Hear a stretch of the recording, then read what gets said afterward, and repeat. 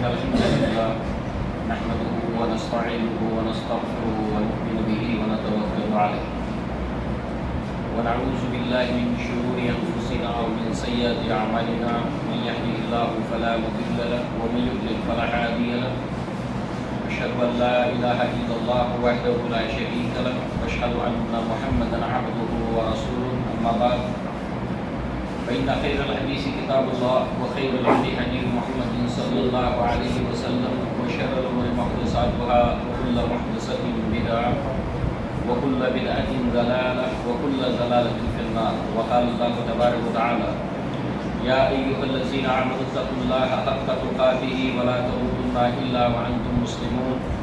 يا أيها الناس اتقوا ربكم الذي خلقكم من نفس واحدة وخلق منها زوجها وبث منهما رجالا كثيرا ونساء واتقوا الله الذي تساءلون به والأرحام إن الله كان عليكم رقيبا. يا أيها الذين آمنوا اتقوا الله وقولوا قولا سديدا يصلح لكم أعمالكم ويغفر لكم ذنوبكم ومن يطع الله ورسوله فقد فاز فوزا عظيما. فإن خير الحديث كتاب الله وخير الهدي هدي محمد صلى الله عليه وسلم وشر الأمور محدثاتها وكل محدثة بدعة وكل بدعة ضلالة وكل ضلالة في النار. وقال الله تبارك وتعالى يا أيها الذين آمنوا استعينوا بالصبر والصلاة إن الله مع الصابرين ولا تقولوا لمن يقتل في سبيل الله أموات بل أحياء ولكن لا تشعرون. رب اشرح لي صدري ويسر لي أمري واحلل عقدة من لساني يفقهوا قولي. اللهم أرنا الحق حقا وارزقنا اتباعه وأرنا الباطل باطلا وارزقنا اجتنابه. آمین یا رب العالمین. سانح کربلا کے سلسلے میں آج ہمارا یہ تیسرا درس ہے، یا محرم الحرام اور امت مسلمہ اور سانح کربلا ان کو ملا کر یہ تیسرا درس آج کا ہے. اور گزشتہ مرتبہ ہم نے کچھ بنیادی باتوں کو سنا تھا. سانح کربلا یا تاریخ اسلام کی جو تاریخ ہے، اور بالخصوص وہ دور جب صحابہ کرام اس سرزمین کے اوپر تھے، ان کی عظیم ہستیاں، تو 110 ہجری میں آخری صحابی رسول جو ہے وہ ان کا انتقال ہوا ہے. اور اللہ کے نبی نے صحابہ کے دور کو اسلام کا بہترین دور قرار دیا، تابعین کا دور بہترین دور قرار دیا. اور اللہ کے نبی نے چونکہ قیامت تک آنے والی کئی ایسے واقعات ہیں جس کی پیشن گوئی کی، تو اس پیشن گوئیوں کے پس منظر میں بھی ہمیں ان تمام باتوں کو جو قرآن مجید نے ہمیں اصول فراہم کیے، صحابہ کرام کی عظمت کو قرآن نے بیان کیا، اللہ کے نبی نے بیان کیا، اور باقی سانح کربلا کا وہ حصہ جو خالصتاً تاریخی ہے، اس میں صحیح غلط ساری چیزیں موجود ہیں. اور اس کو تحریر کرنے والے کثیر تعداد میں اہل تشیع ہیں، شیعہ ہیں. تاریخ کو لکھنے والے کثیر تعداد، بڑی تعداد وہ شیعوں پر مشتمل ہے، جنہوں نے بہت سی چیزیں اس کے اندر داخل کی ہیں اپنے عقیدے کے مطابق، اپنی فکر کے مطابق. ظاہر سی بات ہے قرآن اور احادیث کے اصولوں کے اوپر وہ ٹھہرتی نہیں ہے. تو ہمارے لیے ضروری ہے کہ ہم ان آؤٹ لائنس کے اوپر، ان اصولوں کے اوپر جو ہے وہ جب بھی ہم تاریخ کا مطالعہ کریں، صحابہ کے دور کا مطالعہ کریں، تابعین کا مطالعہ کریں، تو ہمیں یہ ضروری ہے کہ ہم ان کا لحاظ رکھیں. اب آئیے اللہ کے نبی کی ایک حدیث کو سنیں جس کا تعلق حضرت حسن رضی اللہ عنہ سے گزشتہ مرتبہ بھی ہم نے سنا. یہاں سے اپنی بات کی ہم شروعات کریں گے، اور چونکہ اس روایت کے ساتھ حضرت حسین رضی اللہ عنہ ان کا بھی تعلق ہے، کیا ہے واضح ہو جائے گا. اللہ کے نبی نے فرمایا کہ بخاری کی یہ روایت ہے اور حضرت حسن رضی اللہ عنہ کی فضیلت میں ہے.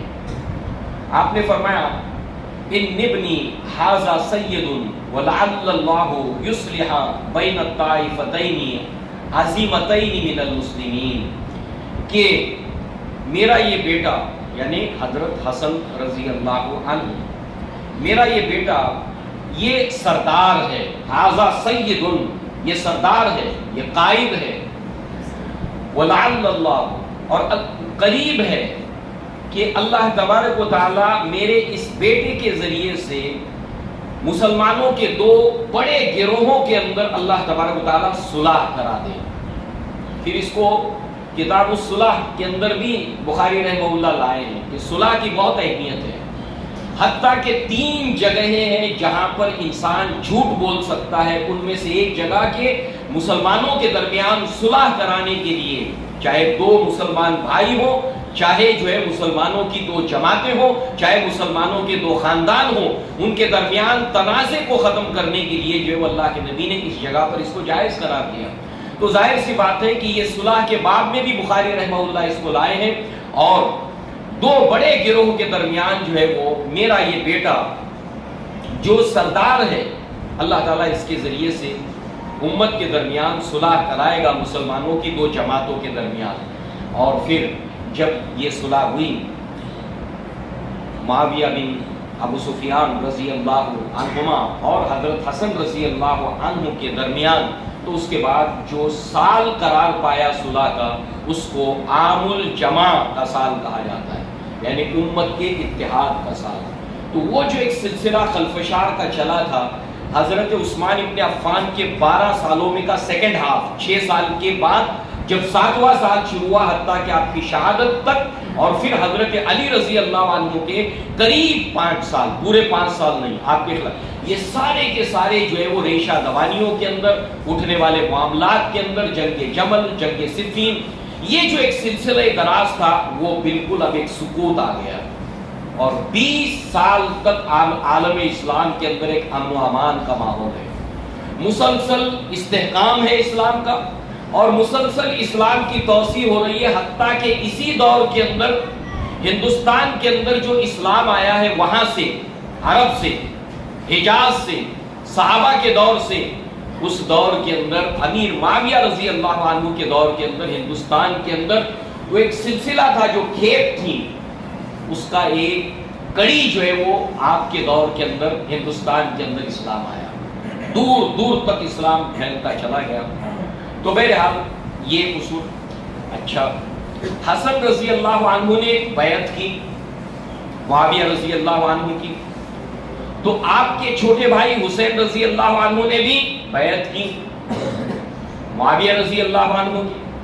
اور آپ دیکھیے کہ یہ تھا پرامن انتقال اقتدار، یعنی کہ یہ خلافت کا پرامن جو ہے وہ ٹرانسفر تھا، کسی تنازع کے بغیر، کسی قسم کے جو ہے وہ ہنگامے کے بغیر. اب بعد اس کے آپ دیکھیے کہ ایک بنیادی طور پر بیعت کی اہمیت اگر ہم سمجھیں تب ہمیں سمجھ آتی ہے کہ صحابہ کرام کے ایکشنز، جو آپ نے اقدامات کیے، جو قدم اٹھائے، جو عمل کیا، تو بیعت کی اہمیت کے لیے ایک روایت کو ہم سامنے رکھیں. حضرت حسن رضی اللہ عنہ نے بیعت کر لی، حضرت حسین رضی اللہ عنہ نے معاویہ بن ابو سفیان رضی اللہ عنہ کی بیعت کر لی. اب بیعت کے تعلق سے اس کی امپورٹنس، یہ بھی بخاری کی روایت ہے، عبادہ ابن صامت رضی اللہ عنہ اس کے راوی ہیں، کہتے ہیں بایعنا رسول اللہ صلی اللہ علیہ وسلم، ہم نے اللہ کے رسول صلی اللہ علیہ وسلم سے بیعت کی، علی السمع والطاعت، سنیں گے اور اطاعت کریں گے. لسن اینڈ اوبے، بیعت کا معنی سمجھا، سنیں گے اور مانیں گے، اطاعت کریں گے. یہود کی طرح نہیں سنیں گے، سمجھیں گے، پھر مانیں گے، ایسا نہیں ہے. اللہ کے نبی کی جب بیعت ہوگی وہ سمع و طاعت، سنیں گے اور اطاعت کریں گے. فی العسر والیسر، ہمیں اطاعت کرنے کے لیے، فرما برداری کرنے کے لیے تنگی ہو چاہے آسانی ہو. ایسا نہیں ہے کہ آسانی ہے تو چلیں گے، تنگی ہے تو رک جائیں گے، نہیں، تنگی ہو چاہے آسانی ہو. وَعَلَىٰ أَن لَا نُنَازِعَ الْأَمْرَ أَهْلَهُ، اور آپ ہمارے اوپر جس کسی کو ذمہ دار مقرر کریں گے، بڑا مقرر کریں گے، ہم اس سے تنازع نہیں کریں گے. إِلَّا أَن تَرَوْا كُفْرًا بَوَاحًا عِندَكُمْ، الا یہ کہ وبا، کفر دیکھیں. اللہ کے نبی کے بعد جو بھی ذمہ دار بنے گا سوائے اس کے کہ وبا، کفر کا حکم نہ دیں. اور اللہ کے نبی نے فرمایا کہ تمہارا امیر، تمہارا ذمہ دار، وہ اگر کالا کلوٹا، کشمش کی طرح اس کا سر ہو، گھنگریالے اس کے بال ہو، اس وقت تک اس کی اطاعت کرو جب تک کہ وہ تمہیں وبا، کفر کا حکم نہیں دیتا. بیعت کی اہمیت کو دیکھیے آپ. اس کے بعد میں من اللہ تعالیٰ فیہ برہان، اور اس کے خلاف ہمارے پاس واضح دلیل ہو، قرآن اور سنت کے اندر برہان ہو، والا ان نقول بالحق اینما کنا، اور جہاں کہیں بھی ہم ہوں گے حق بات ضرور کریں گے، حق بات ضرور کریں گے۔ اسی کے ساتھ لا نخاف فی اللہ لومۃ لائم، اور کسی بھی ملامت کرنے والے کی ملامت کی پرواہ نہیں کریں گے۔ یہ ہو گیا بیعت کے تعلق سے روایت۔ دوسری قرآن مجید کی سورہ نساء کی آیت کو آپ سامنے رکھیے۔ اللہ تبارک و تعالیٰ نے فرمایا وَاطِیعُوا اللَّهَ وَاطِیعُوا الرَّسُولَ، اطاعت کرو اللہ کی اور اس کے رسول کی، وَأُولِي الْأَمْرِ مِنْکُمْ، اور جو تمہارے اولو الامر ہیں ان کی بھی اطاعت کرو، مگر اولو الامر کے درمیان اگر تنازع ہو جائے فَرُدُّوهُ إِلَى اللَّهِ وَرَسُولِهِ، تو اللہ اور اس کے رسول کی طرف اس کو لوٹا دو، اگر کوئی تنازع کی صورتحال اولو الامر کے درمیان آ جائے۔ اس کو سامنے رکھنے کے بعد پھر ایک مرتبہ اپنے ذہن میں رکھیے کہ 20 سال کا اسلام کا جو دور ہے وہ امن و امان کا اور اسلام کی توسیع کا، اسلام کے استحکام کا، دور دراز دنیا تک اسلام پھیل رہا ہے، بر اعظم ایشیا ہو، بر اعظم افریقہ ہو، بر اعظم یورپ ہو، دور دور تک اسلام پھیلتا ہی جا رہا ہے۔ لہذا جو ہے وہ اب اس حوالے سے آپ دیکھیے، چونکہ حضرت حسن کے رضی اللہ عنہ بیعت کرنے کے بعد امیر معاویہ سے حضرت حسین رضی اللہ عنہ نے بھی بیعت کی، اور اس بیعت کے بعد کتنے سال کا عرصہ ہے؟ 20 سال کا عرصہ ہے، 20 ایئرس۔ ٹھیک، سمجھتے ہوئے چلیے توجہ کے ساتھ۔ 20 سال کے اس ڈیوریشن کے اندر جب حسن رضی اللہ عنہ نے صلح کر لی، بیعت کر لی، تو جو کچھ بھی آپ کو ملامت کی ہے کوفہ والوں نے اس کو ریکارڈ کے اوپر موجود ہے۔ ٹھیک، اس کے بعد انہوں نے حضرت حسین رضی اللہ عنہ کو اپروچ کیا، حسن رضی اللہ عنہ کے بعد ان کے پاس خطوط بھیجے، ان کو اپروچ کیا، کس بات کے لیے؟ امیر معاویہ رضی اللہ عنہ کی خلافت کے خلاف جو ہے وہ بیعت کو ختم کرنے کے، آپ کے خلاف اٹھ کھڑے ہونے کے۔ مگر حضرت حسین رضی اللہ عنہ نے جب بیعت کی، 20 سال تک آپ نے کوئی بھی ایسا کام نہیں کیا، اگرچہ کہ کوفہ والے مسلسل کوشش کرتے رہے۔ تو یہ جو ایلیمنٹ ہے کوفہ کا، یہاں پر پھر ناکام ہو گیا۔ اب بعد اس کے آپ دیکھیں کہ جب یزید کی بیعت ہوئی تو اس کے اندر 5 لوگوں کے نام آتے ہیں، ان میں بھی اختلاف ہے کہ بیعت سرے سے کی نہیں۔ دیکھیے بیعت کرنے کے بعد اس کی پاسداری، ابھی عبداللہ ابن عمر کی روایت آنے والی ہے، اس کے اندر جو ہے وہ عبد الرحمن ابن ابو بکر کا نام آتا ہے، اس کے بعد عبداللہ ابن عمر رضی اللہ عنہما، اس کے بعد عبداللہ ابن عباس رضی اللہ عنہما، اس کے بعد عبداللہ ابن زبیر رضی اللہ عنہما، حسین ابن علی رضی اللہ عنہما۔ لہذا یہ جو نام آتے ہیں ان میں سے بعض ناموں کے تعلق سے پھر اختلاف ہے، اور ایک بات یہ ہے کہ ابتدائی دور کے اندر ان میں سے عبداللہ ابن عمر ہو، عبد الرحمن ابن ابو بکر ہو اور عبداللہ ابن عباس ہو رضی اللہ عنہما، ان کے تعلق سے آتا ہے کہ بعد میں انہوں نے بیعت کر لی۔ اب صرف 2 رہ گئے، عبداللہ ابن زبیر رضی اللہ عنہما اور حسین ابن علی طالب رضی اللہ عنہما، یہ صرف 2 رہ گئے جنہوں نے آخر تک نہیں کی بیعت۔ اب جو ہے وہ یہاں پر آپ دیکھیں کہ بیعت کرنے کے بعد اس کی پاسداری کو لے کر، اگرچہ کہ ہم جانتے ہیں کہ علی ابن ابی طالب رضی اللہ عنہ نے ابو بکر صدیق رضی اللہ عنہ کی قریب 6 مہینے تک بیعت نہیں کی تھی، ڈیوریشن میں آگے پیچھے ہے، مگر پھر بعد میں کر لیا، اعلانیہ کیا۔ تو ظاہر سی بات ہے کہ بیعت کرنا اور اس کا انتظار کرنا، تو اس وقت کچھ باتیں، کچھ اشکالات جو بھی پیش نظر ہوں، تو ظاہر سی بات ہے کہ اس کی ترتیب کے اندر یہاں پر بھی آپ دیکھیں کہ بیعت نہیں کی۔ 2 نام آخر تک ملتے ہیں، عبداللہ ابن زبیر اور حسین رضی اللہ عنہ۔ اب یہاں پر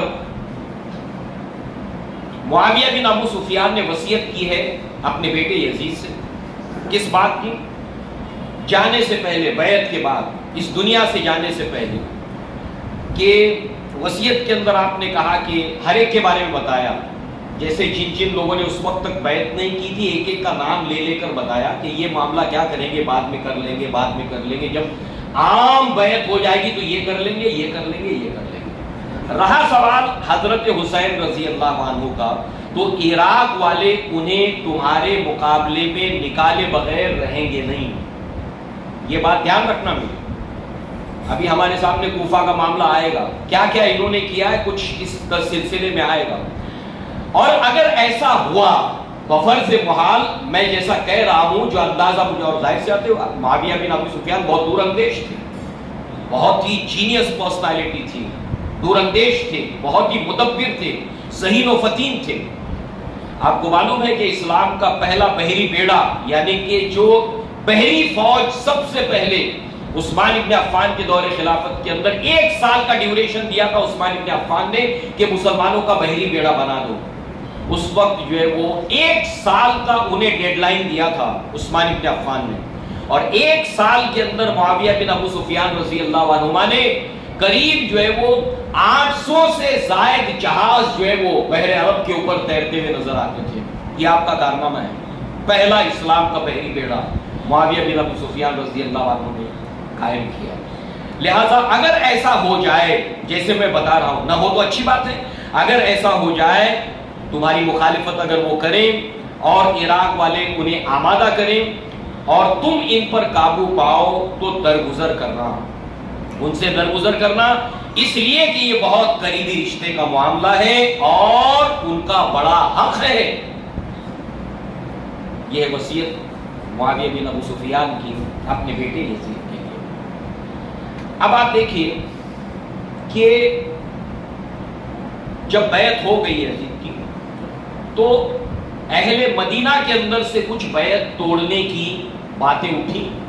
اس وقت عبداللہ ابن عمر رضی اللہ عنہما ان کو روکتے ہیں بیعت توڑنے سے۔ مدینہ کے اندر جب لوگ بیعت توڑنے کے معاملات اٹھنے لگتے ہیں، اور یہ روایت بخاری کے اندر ہے۔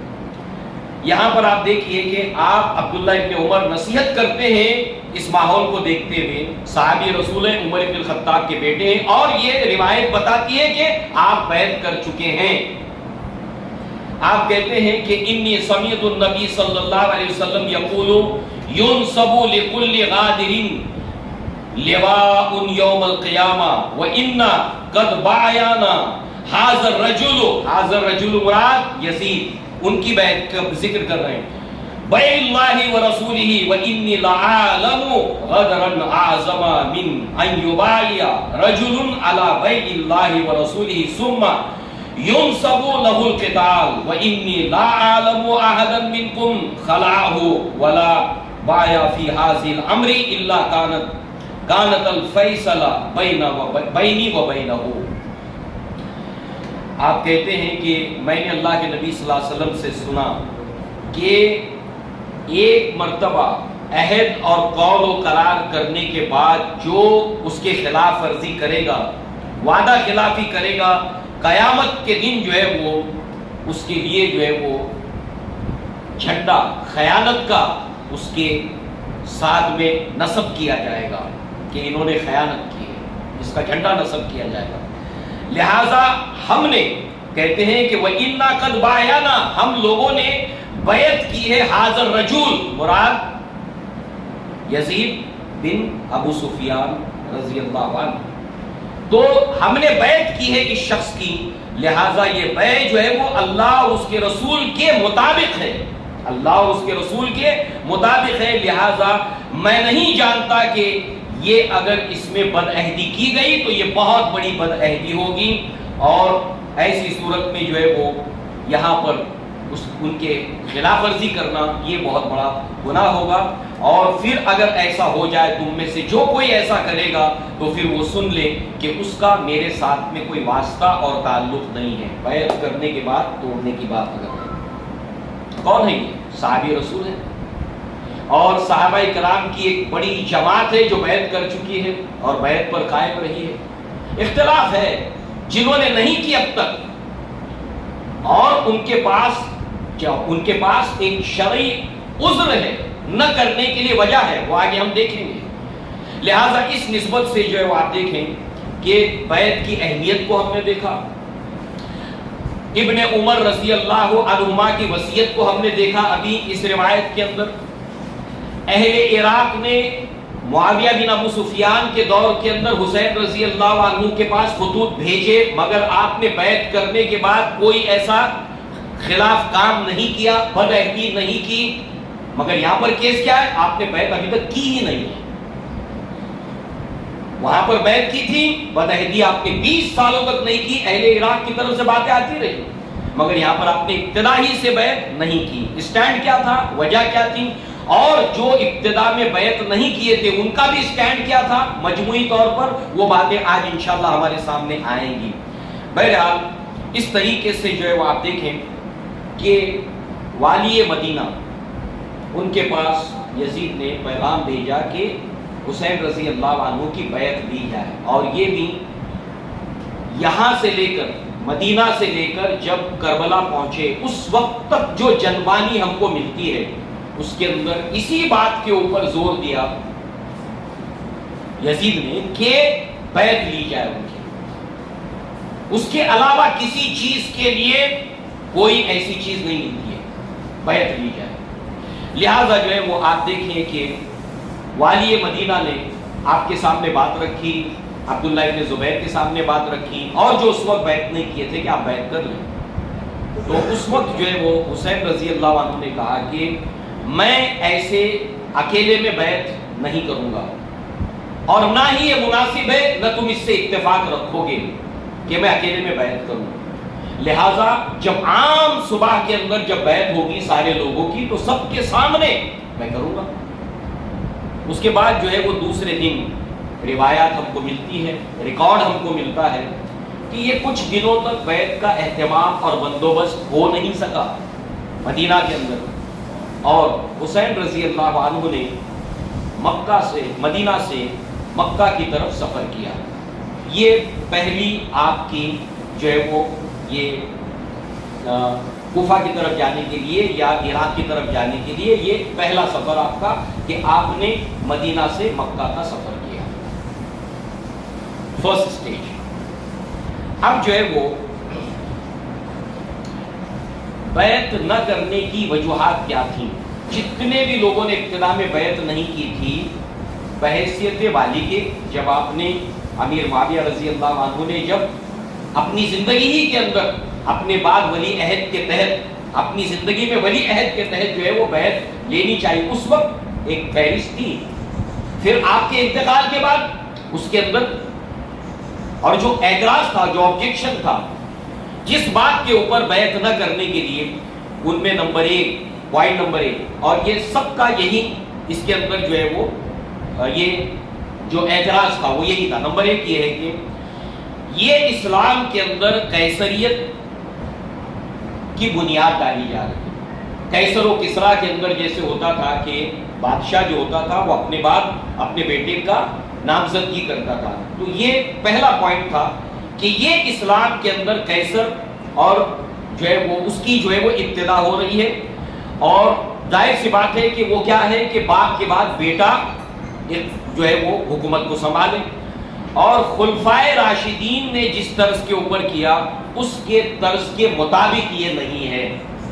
خلفائے راشدین ابو بکر صدیق رضی اللہ عنہ، اس کے بعد عمر بن الخطاب رضی اللہ عنہ، عثمان بن عفان رضی اللہ عنہ، یہ جو ایک سلسلہ ہے اس کے مطابق نہیں ہوا ہے یہ، اور اس کے ساتھ ساتھ اس کے اندر دین کا، ملت اسلامیہ کا، امت مسلمہ کا مفاد وابستہ نہیں ہے، اور گزشتہ طرز کے اوپر اس کو ہونا چاہیے، جس طرز پر چلا ہے اس طرز کے اوپر اس کو ہونا چاہیے۔ اگر آپ ان تمام باتوں کو دیکھیں، یہ جو اسٹینڈ ہے یہ ظاہر سی بات ہے اسلامی اصولوں کے مطابق ہے، اسلامی اصولوں کے مطابق ہے۔ یہ ظاہر سی بات ہے صحابہ کرام کے اندر جو اختلافات ہیں وہ اختلافات ان کے پاس دین کی کوئی شرعی نص ان کے پاس موجود تھی جس کی بنیاد پر انہوں نے ایک دوسرے سے اختلافات کیے، اور وہ اپنے اختلاف کے اندر مخلص تھے، تو ظاہر سی بات ہے ان تمام پوائنٹس کو اگر آپ دیکھیں تو یہاں پر شرعی طور پر اس کے لیے دلیل موجود ہے. اب پھر ہم آگے دیکھیں گے کہ معاویہ بن ابو سفیان کا اسٹینڈ کیا تھا اور آیا وہ قرآن اور سنت کے مطابق تھا. یہ دونوں چیزیں ہم تقابل کریں گے. تو ظاہر سی بات ہے کہ صحابہ کرام کی جو عظمت اور شان ہے وہ اس کا لحاظ رکھتے ہوئے ہم آگے بڑھیں. رہا سوال تاریخی روایات کا تو میں نے آپ کے سامنے بات رکھ دی کہ اس کے اندر صحیح غلط ہر طرح کی چیزیں موجود ہیں. لہذا اس حالات کے اندر آپ دیکھیے کہ اب ہم اللہ کے نبی صلی اللہ علیہ وسلم کی ایک پیشن گوئی کو سامنے رکھتے ہیں. یہ روایت ابو داؤد کی ہے اور اس طرح کی روایتیں پھر ترمذی میں بھی ہم کو ایک ملتی ہے. تو یہ ابو داؤد کی روایت کو ہم سامنے رکھیں جو آنے والے زمانے کے تعلق سے آپ نے پیشن گوئی کی تھی, پریڈکشن کیا تھا کہ یہ حالات اسلام کے اوپر آئیں گے. آپ نے فرمایا ان سفینہ رضی اللہ عنہ قال رسول اللہ صلی اللہ علیہ وسلم خلافت النبوہ 30 سنۃ. خلافت و نبوت کا جو دور ہے وہ 30 سال تک رہے گا. یاد رکھیے 30 ایئرس 30 سال تک رہے گا. ابو داؤد کی روایت ہے. اب ظاہر سی بات ہے ان آؤٹ لائنز کے حوالے سے قرآن اور احادیث کی رہنمائی میں اس کے حدود کے اندر رہ کر جب ہم تاریخ کو دیکھتے ہیں تو ظاہر سی بات ہے کہ واقعات ہمیں بالکل ویسے ہی زمانہ گزرتے ہوئے دکھائی دیتا ہے جیسے اللہ کے نبی نے فرمایا تھا. تو 30 سال تک خلافت و نبوت کا دور رہے گا. ثم یؤتی اللہ الملک من یشاء. پھر اس کے بعد جو ہے وہ ملوکیت یا بادشاہت کا دور شروع ہوگا 30 سال کے بعد. یہ ابو داؤد کی روایت ہے. ایک روایت اس کے اندر اور جوڑ لیں آپ جو اسی سے ملتی جلتی ہے. اللہ کے نبی نے فرمایا کہ میرے زمانے سے لے کر قیامت تک یہ امت مسلمہ 5 ادوار سے گزرے گی, 5 دور سے گزرے گی. بہت زبردست روایت ہے. پہلا دور خلافت و نبوت یعنی نبی کا دور. خلافت بھی ہے اور اللہ کے نبی بھی موجود ہیں. پہلا دور. نمبر 2 خلافت علی منہاج النبوہ. دوسرا دور نبی صلی اللہ علیہ وسلم کے منہج کے اوپر خلافت کا ایک سلسلہ چلے گا. 2 تیسرا دور اللہ کے نبی صلی اللہ علیہ وسلم نے فرمایا کہ خلافت ملوکیت کے ساتھ, خلافت بادشاہت کے ساتھ. اور اس روایت کے اندر 30 سال تک خلافت نبوت کے نہج کے اوپر چلے گی. 30 سال تک. اس کے بعد خلافت ملوکیت, خلافت ہوگی مگر ملوکیت کے فارم کے اندر ہوگی. یہ تیسرا دور نبی نے بتایا. پھر ملکن عادا, ایک ظالم معنی حکومت کا دور شروع ہوگا. اور بالکل قیامت سے آخر میں قیامت سے پہلے پھر ایک مرتبہ خلافت علی منہاج النبوہ جو دوسرا دور تھا. عین ایسا دور اس سرزمین کے اوپر آئے گا. وہ دور دراصل جو ہے وہ عیسیٰ علیہ السلام کا دور ہے جب آپ دوبارہ دنیا میں آئیں گے. اور مہدی جن کا ذکر اللہ کے نبی نے پیشن گوئی کی وہ دور ہے. 40 سال کا وہ دور ہے. وہ اس میں پھر ڈیٹیلز ہیں. مگر ان 5 ادوار کو آپ سامنے رکھیں تو یہ جو 30 سال کا دور ہے اب اس کو کاؤنٹ کرنا شروع کر دیں آپ. ابو بکر صدیق رضی اللہ عنہ ان کا دور خلافت 2.25 سال. ٹھیک. خلافت راشدہ, خلافت علی منہاج النبوہ 2.25 سال ابو بکر صدیق رضی اللہ عنہ کی. نمبر 2 عمر بن الخطاب کے 10 سال اوپر اور کچھ 10 سال سے زائد. تو گویا کہ 12 سال شارپ ہو گئے اور دونوں کے اوپر کے مہینے ملا دے تو 13 سال کی طرف بات بڑھ رہی ہے. تو یہ کل ملا کر ہو گئے 12 سال پلس عمر بن الخطاب اور ابو بکر صدیق کا دور. اس کے بعد عثمان بن عفان رضی اللہ عنہ کا دور خلافت 12 سال. تو 12 دونی 24 پلس. اور علی بن ابی طالب کے قریب 4 سال اور قریب جو ہے وہ 9 مہینے 8 مہینے کا ذکر ہے. تو قریب 5 سال. تو 24 جمع 5 کتنے ہو گئے 29 اور اوپر کے مہینے ملا دے تو 30 سال مکمل ہو گئے حضرت علی بن ابی طالب کے دور کے اوپر. دونوں حدیثوں کو جب جمع کر دو تو خلافت راشدہ اور خلافت علی منہاج النبوہ کا دور ختم ہو جاتا ہے علی بن ابی طالب کے دور خلافت کے اوپر. ایک دور ختم ہو گیا, ایک ایرا ختم ہو گیا. صرف تاریخ کے حوالے سے دیکھیں گے تو صحابہ کے مقابلے میں صحابہ کو پائیں گے۔ اب مجھے بتائیے، اللہ کے نبی صادق المصدوق نے جو پیشن گوئیاں کی، یہ اوتھینٹک روایت ہے کہ آپ اللہ کی جانب سے جو کچھ آپ کو وحی کیا جاتا وہ کہتے ہیں۔ کوئی دنیا کی طاقت نبی کی کہیں بھی بات کو پلٹا سکتی ہے؟ نہیں پلٹا سکتی۔ یہ تقدیر الہی ہے، یہ اللہ تعالیٰ کا کیا ہوا فیصلہ ہے۔ تو شارپ ہم کو معلوم ہوا کہ ایک دم شارپ 30 سال کا ڈیوریشن بنتا ہے، اور اس کے بعد خلافت بادشاہ کے ساتھ یہ دور شروع ہوتا ہے۔ دوسری روایت میں اس سیکنڈ فیز کو، اس سیکنڈ ایرا کو اللہ کے نبی نے بادشاہت رحمت کے ساتھ قرار دیا۔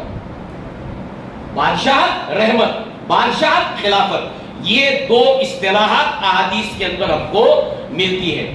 اس کے بعد جو ہے وہ آپ دیکھیں کہ یہ جو دور ہے 20 سال کا دور امن و امان کا ہے، اور اللہ کے نبی نے اس دور کو رحمت قرار دیا۔ اسلاف نے اور تابعین نے، بعد کے ادوار کے اندر اہل سنت والجماعت کے مورخین نے معاویہ بن ابو سفیان کو اس امت کا محسن قرار دیا ہے۔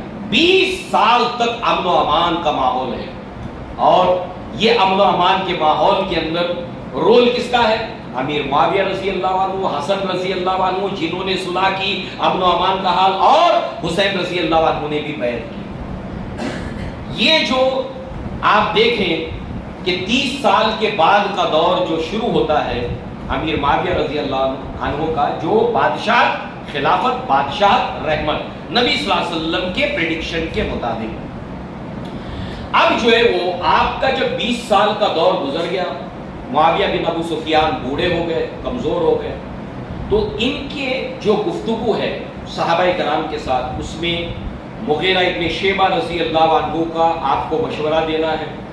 عبداللہ ابن عمر، جب آپ دمشق سے حجاز کی طرف آئے تو عبداللہ ابن عمر سے ملاقات ہوئی، ان سے گفت و شنید ہوئی ہے، ان سے کلام ہوا ہے۔ اس کے کچھ چند مثالیں ہم سامنے رکھتے ہیں۔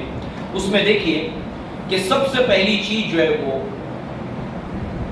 معاویہ بن ابو سفیان کو مشورہ دیا صحابہ کرام نے بھی کہ جو سچویشن اور حالات ہیں اس وقت، اس کے مطابق جو ہے وہ آپ اپنے بعد جو بھی امیر المؤمنین مسلمانوں کا ہوگا، اس کا اگر معاملہ طے نہیں ہوا تو پھر ایک انتشار کے دور کا اندیشہ ہے۔ پھر جو ہے وہ اس کے اندر جو ہے وہ کچھ عالم اسلام کے اندر معاملات پھر دوبارہ گڑبڑی کی طرف جا سکتے ہیں، اور ریشہ دوانیاں کرنے والوں کو موقع مل سکتا ہے۔ لہٰذا بہتر یہ ہوگا کہ آپ اپنے بعد کسی کو نامزد کر دیں۔ اب چلیے، جنہوں نے مشورہ دیا مغیرہ ابن شیبہ رضی اللہ عنہ، ان کے بارے میں ہم سنتے ہیں صحابی رسول ہیں، اور بہت بڑے صحابی رسول ہیں، جینیس، دور اندیش۔ ان کے تعلق سے آپ دیکھیے کہ یہ وہ صحابی رسول ہیں جو بیعت رضوان کے اندر ہیں۔ صحابی رسول کا مقام جانیے، یہ کون صحابی ہے جنہوں نے رائے دی ہے؟ وہ مغیرہ ابن شیبہ ہے جو بیعت رضوان کے اندر شامل ہے، جو ہجرت کے 6 سال صلح حدیبیہ کے موقع پر ہوئی تھی۔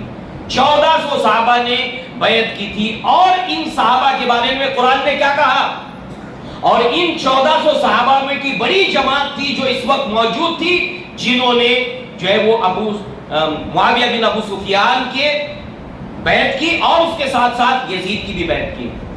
یہ 1400 صحابہ میں مغیرہ ابن شیبہ ہے جنہوں نے آپ کو رائے دی مستقبل کے اندر عالم اسلام جو ہے وہ انتشار کا شکار ہوگا، ریشہ دوانیوں کا یہودیوں کو، ایرانیوں کو، کوفیوں کو موقع ملے گا۔ اس اعتبار سے جو ہے وہ آپ نے یہ رائے دی، اور اللہ تعالیٰ نے ان 1400 صحابہ کے بارے میں فرمایا لَقَدْ رَضِيَ اللَّهُ عَنِ الْمُؤْمِنِينَ إِذْ يُبَايِعُونَكَ تَحْتَ الشَّجَرَةِ۔ اللہ تعالیٰ راضی ہوا ان مومنین سے جو بیعت کرتے ہیں اے نبی صلی اللہ علیہ وسلم آپ کے اوپر اس درخت کے نیچے۔ یہ 1400 صحابہ تھے جنہوں نے اللہ کے نبی کے ہاتھ کے اوپر بیعت کی، کہ بیعت عن الموت۔ اب ہم تفصیل میں نہیں جائیں گے کہ اب یا تو ہم زندہ رہیں گے یا تو جو ہے وہ مر جائیں گے اس مشن کے اندر۔ بیعت عن الموت کی اس درخت کے نیچے، اور اللہ نے فرمایا ان بیعت کرنے والوں کے ہاتھ کے اوپر اللہ کا ہاتھ ہے۔ ان کے اندر مغیرہ ابن شیبہ ہے۔ یہ قرآن ہے، یہ حدیث ہے، یہ صحابی رسول کے فضائل کے اندر یہ تمام اوتھینٹک قرآن اور احادیث موجود ہے. اور دوسری طرف تاریخ جو کچھ مغیرہ ابن شیبہ کے بارے میں کہتی ہے، اگر آپ ان ساری چیزوں سے ہٹ کر صرف تاریخ کے اوپر تکیہ کریں گے، جس کے بڑے مورخین کی تعداد اہل تشیع کی ہے، تو انہوں نے پھر مغیرہ ابن شیبہ کے اوپر بہتانات لگائے ہیں، الزامات لگائے ہیں، اور ہمارے لیے ہمارے اسلاف نے صحابہ کرام کو لے کر جو طرز عمل ہونا چاہیے اس کو ہمارے سامنے رکھا ہے.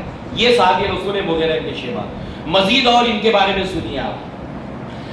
جب صلح حدیبیہ لکھی جا رہی تھی تو اللہ کے نبی ہیں، ڈکٹیٹ کر رہے ہیں، علی ابن ابی طالب لکھ رہے ہیں. دوسری طرف قریش کی جانب سے جو شخص ہے وہ عروہ ابن مسعود ہے، اور عروہ ابن مسعود ان کے چچا ہیں مغیرہ ابن شیبہ کے. اور اللہ کے نبی صلی اللہ علیہ وسلم کے ایک طرف ننگی تلوار لے کر مغیرہ ابن شیبہ کھڑے ہوئے. مغیرہ ابن شیبہ ننگی تلوار لے کر کھڑے ہیں، اور عروہ ابن مسعود جو سگا چچا ہے مغیرہ ابن شیبہ کا، وہ بار بار اللہ کے نبی کی داڑھی میں ہاتھ ڈالتا ہے.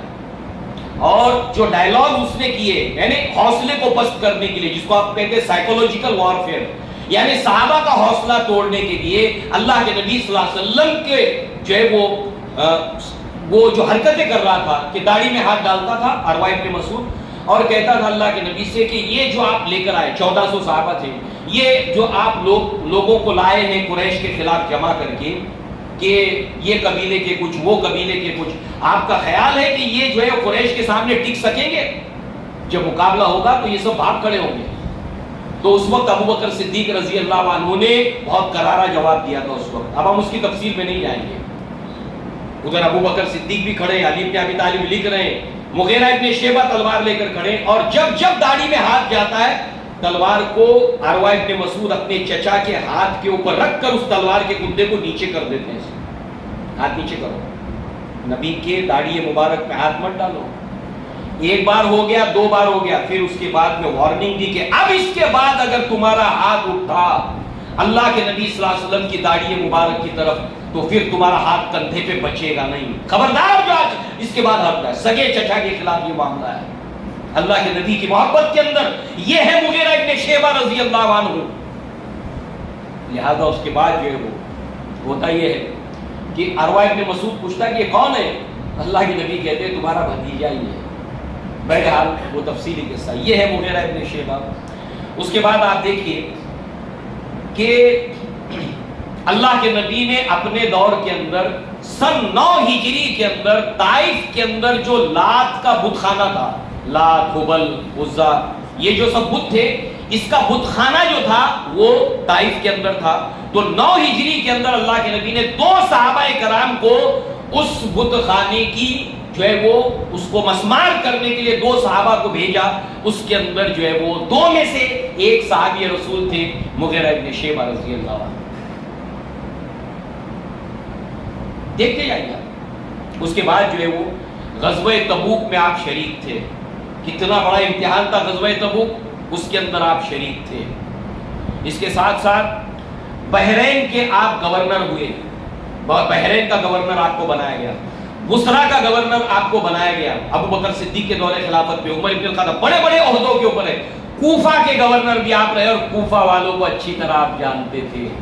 تو اس رائے کے اندر کوفہ والوں کی ریشہ دوانیاں وہ سب ان کے ریکارڈ کے اوپر تھی، یادداشت میں تھی کہ انہوں نے کیا کیا کیا، ان کا ٹریک ریکارڈ کیا ہے. تو آپ کوفہ کے بھی گورنر رہ چکے. اور پھر اس کے بعد آپ دیکھیں کوفہ والوں کا ایک معاملہ آپ دیکھیں، کن کن لوگوں کو انہوں نے گورنری سے ہٹایا. مغیرہ ابن شیبہ کے خلاف کمپلینٹس کا سلسلہ، یعنی شکایتوں کا سلسلہ، ایسا ہے ایسا ہے. مغیرہ ابن شیبہ کو ہٹایا گیا، دوسرے کو گورنر بنایا گیا. زیادہ دن نہیں گزرتے تھے کہ کمپلینٹ جو ہے وہ مدینہ میں آنا شروع ہو جاتی تھی. سعد بن ابی وقاص یہ کوفہ کے گورنر تھے.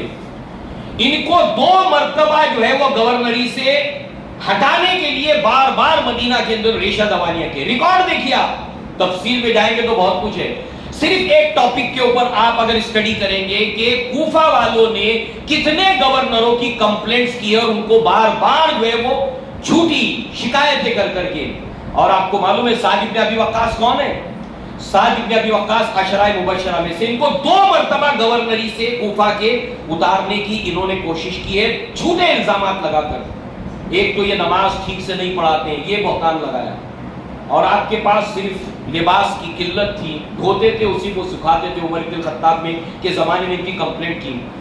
یہودی نے آپ کے اوپر بہتان لگایا، کوفہ کے اندر جو یہودی تھا اس نے بہتان لگایا، تو چونکہ مستجیب الدعوات تھے، دعا ان کی اللہ تعالیٰ قبول کرتا تھا، سعد بن ابی وقاص، تو انہوں نے یہودی کو بددعا دی تھی کہ اے اللہ اس کو لمبی عمر دینا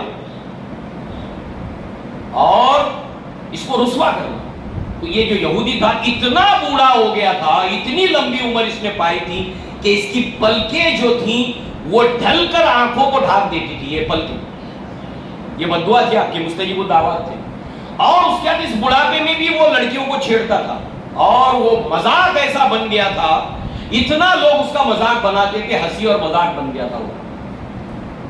تو عشرہ مبشرہ کو بھی کوفہ والوں نے نہیں چھوڑا ہے، علی بن ابی طالب کے ساتھ میں دھوکہ کیا، دغا کیا، حسن رضی اللہ عنہ، یہ دیکھیے سارا ماحول، اور اس کو مغیرہ ابن شیبہ اچھی طرح جانتے تھے، لہٰذا جو ہے وہ اس کے ساتھ ساتھ جو ہے وہ آپ دیکھیے کہ اب ان تمام بیک گراؤنڈ کو سمجھنے کے بعد معاویہ رضی اللہ عنہ کے ایک خط جو مروان کو لکھا گیا، جو والی مدینہ ہے، اور عبداللہ ابن عمر سے جو آپ کی گفت و شنید ہوئی ہے جب آپ دمشق سے حجاز پہنچے تھے، تو ابن عمر رضی اللہ عنہ سے جب آپ کی ملاقات ہوئی تو آپ نے کہا کہ مجھے ڈر ہے، معاویہ بن ابو سفیان کہہ رہے ہیں عبداللہ ابن عمر سے، مجھے ڈر ہے اس بات کا کہ میرے بعد کہیں امت محمد صلی اللہ علیہ وسلم کو میں اپنے بعد بکریوں کے اس ریوڑ کی طرح نہ چھوڑ جاؤں، بکریوں کے ان ریوڑ کی طرح نہ چھوڑ جاؤں کہ جس کا کوئی گڈریا نہیں ہے، جس کا کوئی شیفرڈ نہیں ہے، لہذا مجھے ڈر ہے کہ بعد میں کوئی انتشار ہوگا، اختلاف ہوگا۔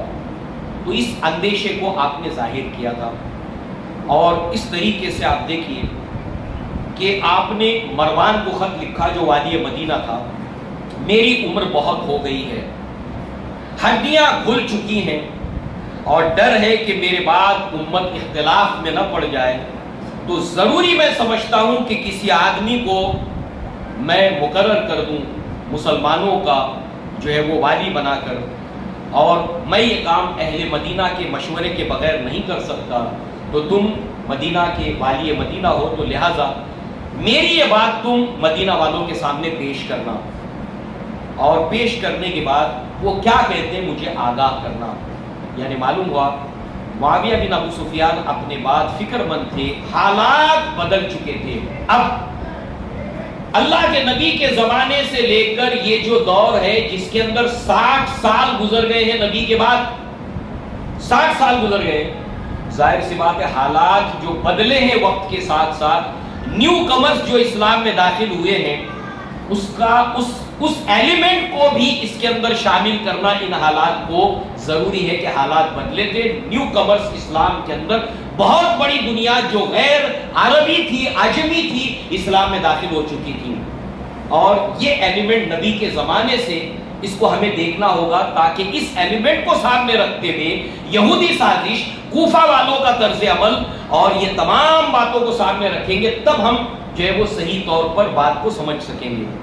لہذا اس کے بعد آپ کی ایک دعا ملتی ہے معاویہ بن ابی سفیان کی، اللہم ان کنت تعلم انی ولیتہ لانہ فیما آراہ اہلہ، کہ اے اللہ تعالیٰ تو جانتا ہے کہ میں نے اپنے بعد جس کو والی مقرر کیا ہے اس کو اپنے بیٹے ہونے کی رشتے کی بنیاد کے اوپر نہیں کیا ہے، اور اے اللہ تبارک و تعالیٰ اس کے اندر جو ہے وہ اس کی اہلیت کو دیکھ کر، اس کی صلاحیت کو دیکھ کر میں نے اسے ذمہ دار مقرر کیا ہے مسلمانوں کا، لہٰذا اے اللہ تعالیٰ تو اس کی ولایت کو تکمیل تک پہنچانا، اور اگر میری محبت فطری غالب ہے تو دلوں کا جاننے والا ہے، تو اس ولایت کو تکمیل تک مت پہنچانا۔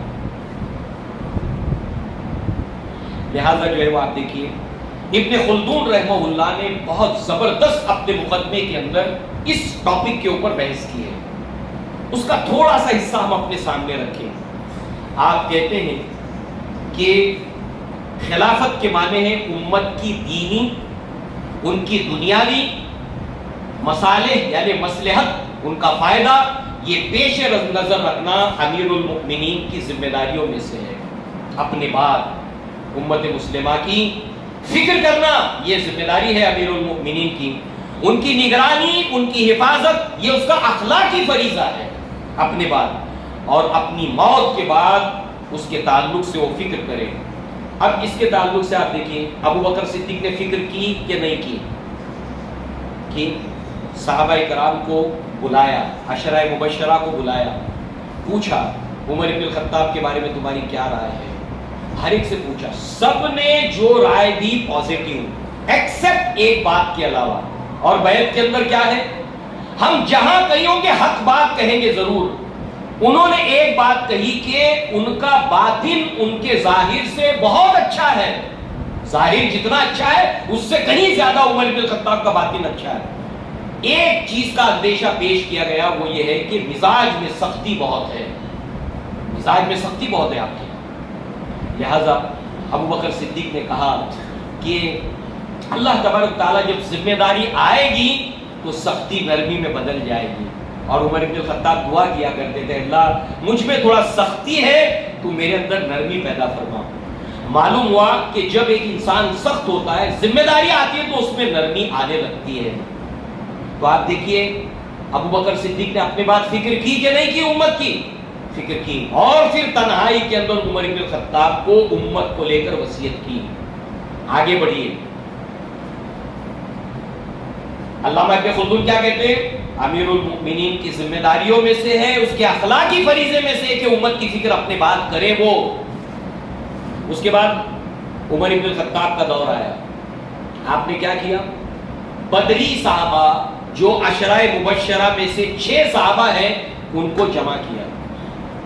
یہ 6 صحابہ کون کون ہیں؟ ان میں آپ دیکھیے عمر بن الخطاب رضی اللہ عنہ جمع کیا، عثمان بن عفان رضی اللہ عنہ، ان کی کمیٹی بنائی، اپنے بعد تیاری کر کے گئے کہ امت پریشانی میں نہ آئے، یہ اخلاقی فریضہ ہے امیر المؤمنین کا۔ عثمان بن عفان رضی اللہ عنہ ہے، علی رضی اللہ عنہ ہے، عبد الرحمن بن عوف رضی اللہ عنہ ہے، سعد بن ابی وقاص رضی اللہ عنہ ہے، زبیر بن عوام رضی اللہ عنہ ہے، اور طلحہ بن عبید اللہ رضی اللہ عنہ۔ یہ سب کے سب عشرہ مبشرہ بھی ہیں اور بدری صحابہ بھی ہیں۔ ٹھیک، یہ فضیلت ہے۔ ان 6 کو جمع کیا، اور اس کے بعد جو ہے وہ آپ نے کہا کہ 3 دن کا وقت لینا، 3 دن کا وقت، اور ان 3 دنوں کے اندر آپ نے 2 انصاری صحابہ مقداد رضی اللہ عنہ اور ابو طلحہ، ان کو نگرانی کا حکم دیا کہ یہ 6 لوگ جب تک کہ فیصلہ نہ کر لے، اپنے اندر سے کسی کو امیر المؤمنین مقرر نہ کر لے، تم پہلا۔ اور یہ تھوڑے سے پہلوان ٹائپ کے تھے ابو طلحہ رضی اللہ عنہ، یہ جو ہے وہ آپ نے اپنی بات فکر کی۔ اب ان صحابہ نے کیا کیا؟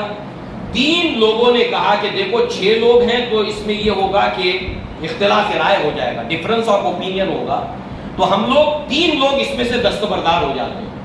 تو 3 لوگ اس میں سے دستبردار ہوئے۔ اس کے اندر سے آپ دیکھیے، اور 3 صرف دستبردار نہیں ہوں گے بلکہ اپنے ساتھ میں وہ جس کی تائید کرتے ہیں اس کی تائید کرتے ہوئے اپنے آپ کو دستبردار کر لیں گے۔ تو اب جو ہے وہ 3 لوگوں نے جو دستبردار کیا اپنے آپ کو، تو رہ گئے 3، ایک عثمان بن عفان رضی اللہ عنہ، دوسرے علی بن ابی طالب رضی اللہ عنہ، اور عبد الرحمن بن عوف رضی اللہ عنہ۔ یہ 3 رہ گئے۔ اب کیا ہو گیا؟ کم کے اندر فیصلہ کرنا ہے۔ عبد الرحمن بن عوف نے یہ کہا کہ اگر میں یہ کہوں، صحابہ کا کردار دیکھیے کتنے کرٹیکل پرابلمز کو سالو کرتے تھے، اور ان کا جو مقام ہے وہ عشرہ مبشرہ ہے۔ مجھے بتائیے 60 سال کے بعد کوئی عشرہ مبشرہ باقی بچا رہ گیا؟ کوئی نہیں بچا تھا۔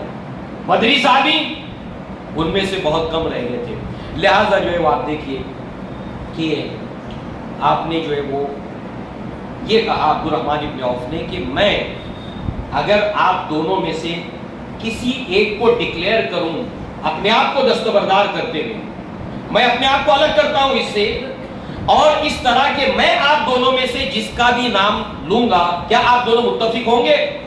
اور اس کے بعد میں علی بن ابی طالب سے پوچھا اگر میں نے عثمان بن عفان رضی اللہ عنہ کو جو ہے وہ یہ کرتا ہوں، مشورے سے نامزد کرتا ہوں، تو کیا آپ ان کی اطاعت کرو گے؟ کہا کہ ہاں کروں گا۔ عثمان بن عفان سے پوچھا اگر میں علی بن ابی طالب کو نامزد کروں تو آپ اطاعت کرو گے؟ کتنا ڈپلومیٹک وے کے اندر مسئلے کو حل کیا۔ اس کے بعد میں کہا کہ ہاں ہم کریں گے۔ اس کے بعد آپ نے جتنے صحابہ تھے سب سے مشورہ کیا، بازاروں میں جا کر صحابیات سے، صحاباؤں سے، غلاموں سے، سب سے ایک اوپینین لیا، اور اس کے بعد میں اکثریت کی جو رائے آئی، اکثر صحابہ نے جو ہے عثمان بن عفان کا نام دیا۔ عثمان بن عفان کی بیعت ہو گئی، کوئی اختلاف نہیں۔ 6 سال کا دور بڑے ہی آرام کے ساتھ ہوا، جب پہلی بیڑا بھی بنا ہے اسی دور کے اندر۔ اور 6 سال کے بعد آپ کو معلوم ہے کوفیوں کا معاملہ ہو، مصری معاملہ ہو، اور اسی دور کے اندر جو ہے وہ عبداللہ ابن ابی اسلام کے اندر مسلمان کا چولا اوڑھ کے داخل ہوا تھا، اور یہ پچھلی مرتبہ ہم نے اس کا سنا تھا۔ یہاں سے ریشہ دوانیوں کا دور، 6 سال کا دور امن و امان کا، اور 6 سال کا دور ریشہ دوانیوں کے اندر یہ جو اتنی بھی کانسپیریسی ہے اس کے خلاف اسٹرگل کرنے کے اندر صحابہ کا دور گزر گیا، اور اسی میں عثمان بن عفان کی شہادت ہوئی، اور اس کے اندر آپ اپنے بعد کسی کو بھی جو ہے وہ جو امارت کا معاملہ جو ہے وہ پرامن طریقے سے معاملہ ہو نہیں سکا۔ ٹھیک، اس کے بعد پھر آپ کو معلوم ہے علی بن ابی طالب رضی اللہ عنہ، پھر اس کے بعد جنگ جمل ہے، جنگ صفین ہے، علی بن ابی طالب کا دور ہے، اور آپ کا دور جب ختم ہوتا ہے تو 30 سال مکمل ہو جاتے ہیں اس کے اوپر۔ اب جو ہے وہ حسین رضی اللہ عنہ کے اس کڑی سے جوڑ دیجیے آپ نے مدینہ سے سفر شروع کیا، مکہ پہنچ گئے، ٹھیک ہے، اب یہاں سے شروع کیجیے۔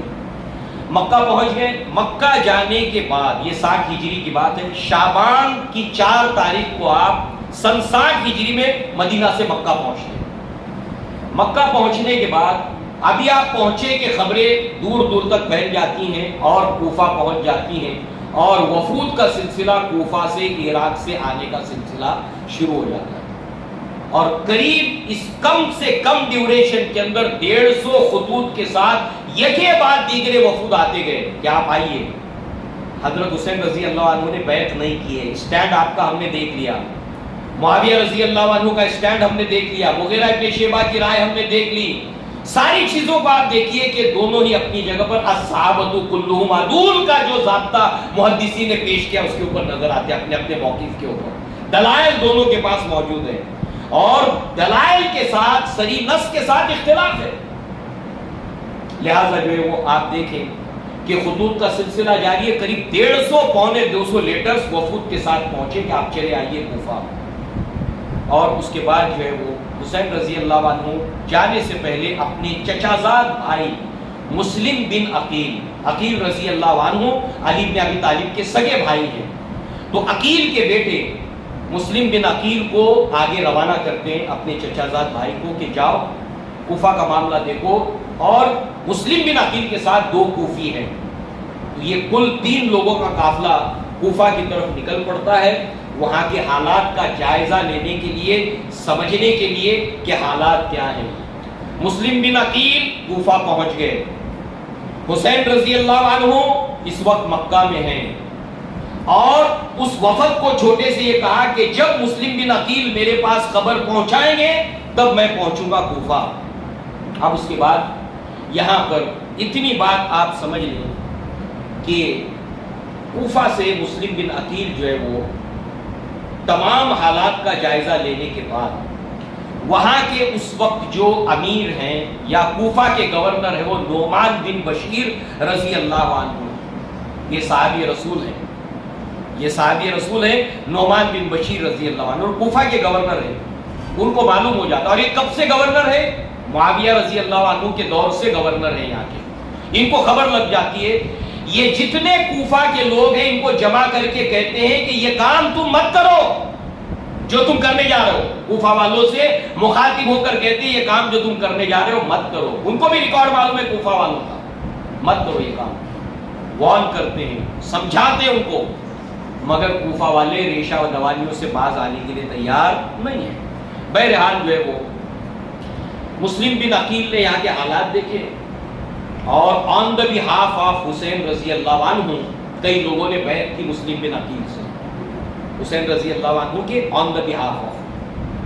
جب حالات کو دیکھا تو مسلم بن عقیل نے پیغام بھیج دیا کہ آپ آ سکتے ہیں. ٹھیک. جب پیغام لے جانے والا نکل پڑا ہے تو اس کے بعد وہاں پر معاملہ گڑبڑا گیا. اہل کوفہ نے جو گڑبڑی مچائی تو پھر آپ نے جو ہے وہ پیغام اس چیز کا دوسرا پیغام پہنچانے سے پہلے حضرت حسین رضی اللہ عنہ وہاں سے نکل چکے تھے. نکل گئے. اب اس کی ڈیٹیلز ہم اگلی مرتبہ سنیں گے. نکل جانے کے بعد راستے کے اندر خبر ملی کہ حالات نہیں ہے, کوفیے دغا بازی پہ اتر آئے, ساتھ نہیں دے رہے, جس کو ہم کہتے ہیں نا آگے بڑھو ہم تمہارے ساتھ ہیں, آگے بڑھو ہم تمہارے ساتھ ہیں, اور پیچھے مڑ کر دیکھو تو سب بھاگ گئے. یہ سچویشن جب کریٹ ہو گئی, مسلم بن عقیل نے بعد میں پیغام پہنچایا کہ یہ سچویشن ہے, مگر ایک مقام پر پہنچ چکے تھے اور مسلم بن عقیل کے جو رشتہ دار تھے اس قافلے کے اندر, انہوں نے کہا کہ مسلم بن عقیل کی شہادت اور قتل کا قصاص لیا جائے. یہ سچویشن بنتی چلی گئی. اس کی ڈیٹیل ہم انشاءاللہ العزیز جو ہے وہ آگے کریں گے.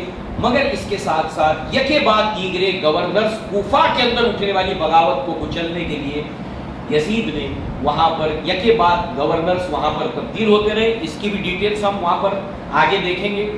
مگر یزید نے ایک بات پورے وثوق کے ساتھ میں ہر گورنر سے کہیں, صرف بیعت کے اوپر زور دیا, صرف بیعت کے اوپر زور دیا. اب آگے بڑھنے سے پہلے ایک سچویشن کو دھیان میں رکھنا ہے. اسلام بہت دور تک پھیل چکا ہے, حتیٰ کہ ہندوستان تک آ چکا ہے, ایشیا افریقہ تک پہنچ چکا ہے. اللہ کے نبی کے زمانے میں جب فتح مکہ ہو گیا تو اللہ تعالیٰ نے اس کا نقشہ سورہ نصر میں کھینچا ہے. اب دیکھیے نبی کے زمانے سے دیکھیے, اذا جاء نصر اللہ والفتح ورأیت الناس يدخلون فی دین اللہ افواجا, جب لوگ فوج دور فوج اسلام میں داخل ہوں, لوگ وفد کی شکل میں فوج در فوج اسلام میں داخل ہو رہے تھے. ٹھیک ہے. نبی کے زمانے میں یہ اعرابی اور بدو جو اسلام لائے تھے, نیو کمرز اسلام کے, وہ اور صحابہ کرام کی جماعت اور وہ بھی عشرہ مبشرہ کی جماعت, صحابہ کرام کی بچے حسین رضی اللہ عنہ, عبد الرحمن ابن ابو بکر رضی اللہ, وہ اور یہ نیو کمرز, یہ جو سلسلہ, اس کا ایک فرق, ایک لکیر سامنے جب تک نہیں رہے گی واضح نہیں ہوگا. اب آپ دیکھیں نبی کے زمانے میں کیا ہوتا ہے کہ یہ جو اعرابی ہے نبی کے پاس آ کر کہتے تھے, قرآن نے سورہ حجرات میں ذکر کیا, وقالت الاعراب آمنا, اے نبی یہ بدو آ کر آپ کو کہتے ہیں کہ ہم اسلام لائے ہیں. وقالت الاعراب آمنا, ہم ایمان لائے ہیں. قل, آپ کہہ دیجئے, لم تؤمنوا, تم ایمان نہیں لائے, تم یہ کہو کہ اسلام لائے ہو. ولما يدخل الايمان في قلوبكم, ایمان تو ابھی تمہارے دلوں میں نہیں داخل ہوا, مگر تم اللہ اور اس کے رسول کی اطاعت کرتے رہے. لا يلدكم من اعمالكم شيئا, اللہ تعالیٰ تمہارے اعمال میں سے کچھ ضائع نہیں کرے گا. یہ بدو نبی کے گھر کے باہر کھڑے ہو کے کیا کرتے تھے پتہ ہے, کہتے تھے یا محمد اخرج الینا, اے محمد صلی اللہ علیہ وسلم باہر آئیے, ہمیں آپ سے کچھ پوچھنا ہے. اللہ تبارک و تعالیٰ نے انہیں ادب اور تہذیب سکھائی. لا ترفعوا اصواتکم فوق صوت النبی, نبی کے سامنے آواز کو اونچا مت کرو. تو یہ اعرابی تھے. یہ یہاں سے حالات آپ دیکھیے جیسے جیسے لوگ اسلام میں داخل ہو رہے. اب ابو بکر صدیق کا دور آیا. کیا ابو بکر صدیق کے زمانے کے اندر کلمہ گو لوگوں نے زکوٰۃ دینے سے انکار نہیں کیا؟ ابو بکر صدیق نے ان کے خلاف جنگ کا اعلان نہیں کیا؟ اس کے بعد ابو بکر صدیقی کے زمانے میں نبوت کے جھوٹے دعوے دار اٹھے کہ نہیں اٹھے؟ اس کے بعد رومی طاقت ریشہ دوانیوں کے اندر مصروف تھی. یعنی اسلام کے اب کتنے دشمن ہو گئے؟ ایران, اہل روم, یہود, اور یہ نیو کمرز جو اسلام کے اندر رسوخ جن کو حاصل نہیں تھا, اور ادھر عراق کے کوفی. کتنی ساری چیزوں کو صحابہ کرام فیس کر رہے تھے. اور اس طرح کی سچویشن قیامت تک مسلمانوں کے اوپر آ سکتی ہے. تو یہ جب سملر سچویشن ہوگی 110 سال صحابہ کے دور کی, وہ ہمارے لیے رہنمائی کرتی ہے کہ ہمیں کس طریقے سے اس دور کا سامنا کرنا چاہیے. لہذا اس کے ساتھ ساتھ عمر ابن الخطاب کی شہادت ہوئی رضی اللہ عنہ. اس کے بعد عثمان ابن عفان کی شہادت ہوئی رضی اللہ عنہ. بلوائی تھے, عراق کے بھی تھے, مصر کے بھی تھے, شام کے بھی تھے. تو یہ جو اسلام اب اللہ کے نبی کے بعد 60 سال گزر چکے ہیں, تو آپ دیکھیے کہ خلفائے راشدین کے دور سے نیو کمرز کا معاملہ کیا تھا، اب تو 60 سال گزر چکے تھے۔ تو یہ ایلیمنٹ جب سامنے رہے گا تب ہم بات کو اچھی طریقے سے سمجھ سکیں گے۔ جو اسلام کے اس واقعے کے ساتھ میں جو اس کا بیک گراؤنڈ ہے، اس کے جو ایلیمنٹس ہیں، یہ سارے وقت کے ساتھ اس کے اندر جمع ہوتے چلے جاتے ہیں۔ لہذا اسی طریقے سے نعمان بن بشیر نے اہل کوفہ کو بیعت توڑنے سے منع کیا کہ وہ بیعت نہ توڑے، سمجھایا بجھایا، اور پھر آخر کے اندر یزید کو انہوں نے آگاہ کیا کہ اس طرح کی یہاں پر سچویشن ہے۔ تو پھر اس کے بعد انشاءاللہ آگے ہم اس کو جاری رکھیں گے۔ جیسے کہ پھر ایک بار میں اس بات کو دہراؤں، اس عنوان کے اوپر میں گفتگو کرتا نہیں، نمبر 1، مگر آپ کی طرف سے اصرار تھا، تو اب چونکہ یہی معاملہ ہوتا ہے کہ پھر اس کو بہت زیادہ جو ہے وہ ساری چیزیں، کئی چیزوں کو سامنے رکھنا پڑتا ہے، ادھر قرآن مجید، احادیث، پیشن گوئیاں، کئی چیزوں کا ایک انبار لگتا ہے۔ پھر اس کو جو ہے وہ اسلاف نے کیا کہا ہے، کون سی آؤٹ لائنز دی ہیں، علامہ ابن تیمیہ کیا کہتے ہیں، علامہ ابن قیم کیا کہتے ہیں، علامہ ابن خلدون کیا کہتے ہیں، پرٹیکولر اس ٹاپک کو پڑھ کے اس میں سے ساری چیزیں جمع کر کے ترتیب دینا، احتیاط کے ساتھ میں گزرنا۔ اللہ تعالیٰ سے دعا ہے کہ اللہ تعالیٰ ہمیں جو ہے وہ اپنے حفظ و امان میں رکھیں۔ اللہ تعالیٰ ہمارے دلوں کے اندر صحابہ کرام کا اکرام، ان کا احترام، ان کی تعظیم کو اللہ تعالیٰ رچا دے، ابا دے، بسا دے۔ اللہ تبارک و تعالیٰ دشمنان اسلام میں جو بھی بیج بوئے ہیں اور اس کے ذریعے سے لوگ جو اس کا شکار ہوئے اور صحابہ کرام کے اوپر تہمتیں باندھی، اللہ تعالیٰ ہمیں اپنے حفظ و امان میں رکھے۔ یہ سب سے بہترین جماعت کی، اے اللہ ہم اس کی گواہی دیتے ہیں۔ اے اللہ ہم گواہی دیتے ہیں کہ ہمیں اللہ کے نبی صلی اللہ علیہ وسلم نے صحابہ کرام کے اس دور کو بہترین دور قرار دیا۔ اے اللہ تعالیٰ ہم گواہی دیتے ہیں، حضرت حسن، حضرت حسین، یہ اللہ کے نبی صلی اللہ علیہ وسلم نے ان کو جنت کے سردار قرار دیا، ہم اس کے اوپر ایمان رکھتے ہیں۔ اللہ کے نبی صلی اللہ علیہ وسلم اپنے اہل بیت سے محبت کرتے تھے، حضرت حسن حسین سے محبت کرتے تھے۔ اے اللہ ہمیں بھی اللہ کے نبی صلی اللہ علیہ وسلم کے ان نواسوں سے، صحابہ کرام سے، حضرت حسنین سے ہمیں محبت ہے۔ اے اللہ تبارک و تعالیٰ ہمیں اہل بیت سے محبت ہے۔ اے اللہ تبارک و تعالیٰ ہمیں صراط مستقیم دکھا۔ اے اللہ تو نے قرآن مجید کے اندر فرمایا، دل کا امت قد خلت لہا ما کسبت ولکم ما کسبتم ولا تسألون عما کانوا یعملون۔ وہ ایک امت تھی جو گزر چکی، جو انہوں نے کیا اس کا سوال ان سے کیا جائے گا، اس کا سوال تم سے نہیں کیا جائے گا، تمہارے معاملے کا سوال تم سے کیا جائے گا۔ اللہ تبارک و تعالیٰ ہمیں بہت ہی محتاط انداز کے اندر جو ہے وہ اس کو سمجھنے کی توفیق عطا فرمائے، اور اس ٹاپک میں داخل ہونے سے پہلے جو قرآن نے ہدایتیں دی، اللہ کے نبی نے پیشن گوئیاں کی، اور اسلاف نے جو رہنمائیاں کی، ان رہنمائیوں کے اندر اللہ تعالیٰ ہمیں آگے بڑھنے کی توفیق عطا فرمائے۔ انشاءاللہ اللہ تعالیٰ نے اگر چاہا تو ہم جب اس کے آخری پڑاؤ میں پہنچیں گے تو آپ دیکھیے اسلاف نے ایسی بہترین باتیں کہی ہیں اس واقعے کو لے کر کہ اللہ تعالیٰ ان کو جزائے خیر دے۔ کتنی انہوں نے ذہنی مشقتوں سے گزرے ہوں گے اس مسئلے کو لے کر، کتنی ذہنی مشقتوں سے، اور اللہ تعالیٰ نے صحیح منزل تک ان کو پہنچا دیا۔ اقول قولی ھذا واستغفر اللہ لی ولکم ولسائر المسلمین والمسلمات، وآخر دعوانا ان الحمد للہ رب العالمین۔ السلام علیکم ورحمۃ اللہ وبرکاتہ۔